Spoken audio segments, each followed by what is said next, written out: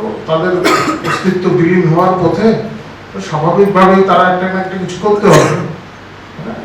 Ticket দেবেন, কাজ নেই, খাদ্য নেই, এই সমস্ত টিকিট দিচ্ছেন, ঠিক, এটা ঠিক, কাজ নেই, খাদ্য নেই, এটা তো তাদের নেই, রাজ্যবাসীর আছে। বামপন্থীদের কাজ নেই, খাদ্য নেই, এটা স্বাভাবিক, এবং এদের এটা করতে হবে, কারণ এরা অতিপুষ্টিতে ভুগছেন।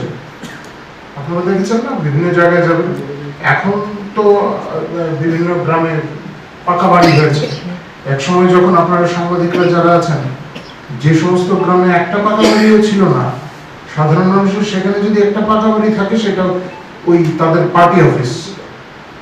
এখন তো অতিপুষ্টিতে ভুগছেন, আর এখন রসদ সংগ্রহ করতে পারছেন না, সমস্যাটা সেই জায়গায়।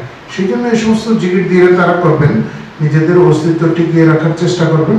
এতে বিশেষ কিছু হবে না। রাজ্যের মানুষ মানে এই সমস্ত বন্ধের রাজনীতি তারা অতীতেও দেখেছেন, এই সমস্ত বিষয়ে তারা মোটেও কর্ণপাত করবেন না, জনজীবন স্বাভাবিক থাকবে, এই জন্য মোটেও আমরা চিন্তিত নই।